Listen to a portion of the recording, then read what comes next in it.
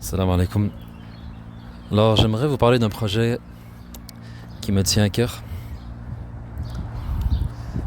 Surtout que ça fait très longtemps que je veux faire ça. Et j'ai attendu, je pense, trop longtemps. Parce que je sais qu'il y a des gens ici, des gens ailleurs, des gens partout qui ont besoin de ces conseils. De ces conseils que je vais vous donner. En fait, je suis en train d'écrire un livre sur le mariage. Et dans ce livre, je parle d'une théorie. Je ne dirais pas que c'est ma théorie, mais c'est ma compréhension. C'est ma compréhension de ce que c'est un mariage réussi et aussi des causes de ce qui amène un mariage à être raté. Et on le voit de nos jours avec tellement de gens qui étaient mariés et ne le sont plus. Même certaines personnes on aurait pensé vivre l'amour pour toujours. Mais des gens qui maintenant sont séparés et on se dit comment c'est possible. Ça nous paraît même impossible. Mais c'est quelque chose qu'on voit, quelque chose qu'on constate et quelque chose d'indéniable. On ne peut pas se rendre compte à quel point c'est désastreux pour une vie, pour des enfants. Mais un mariage raté, pas seulement une séparation, parce que parfois, sincèrement, la séparation, elle est nécessaire. Lorsqu'une séparation est nécessaire, c'est moins dommageable pour un enfant qu'une relation qui perdure et qui continue alors qu'elle devait ou elle aurait dû finir, se terminer. Parce que ça prend beaucoup de maturité. Ça prend beaucoup de maturité pour dire c'est terminé entre nous, ça ne peut plus continuer. Mais ça prend encore plus de maturité, et c'est là mon point, pour changer la relation et se dire, et pourquoi pas on reviendrait à des bases qui sont saines. Pourquoi pas on reviendrait à l'amour qui nous a unis au départ.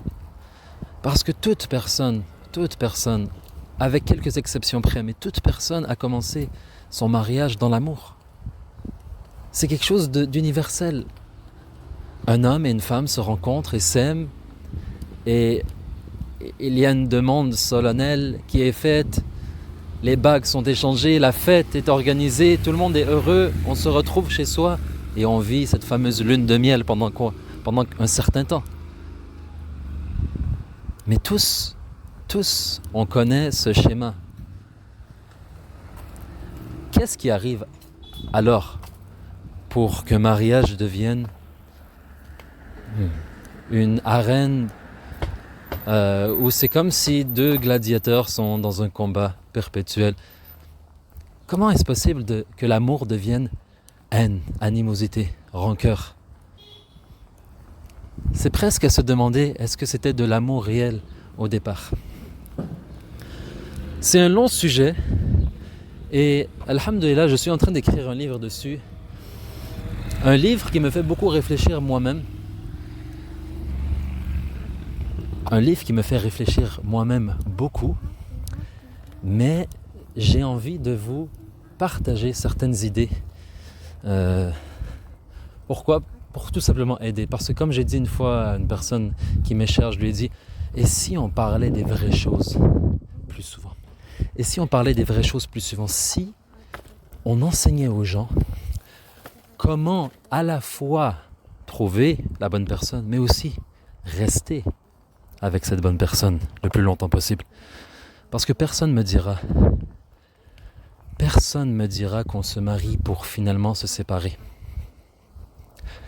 C'est jamais un scénario envisagé. Bien au contraire, on espère vivre longtemps ensemble et beaucoup parmi nous jusqu'à la mort et plus loin encore. Cet amour éternel, cet amour qui nous mène ensemble au paradis. Alors Inch'Allah, j'espère que vous en tiriez profit, Inch'Allah, de ce que je vais vous partager dans les prochains jours, de façon comme ça, amicale.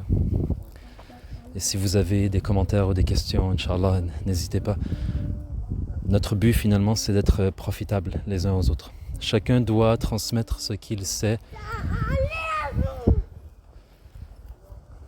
Et c'est comme ça qu'Inch'Allah, on bâtit un meilleur monde pour nous et nos enfants. Assalamu alaikum wa rahmatullah.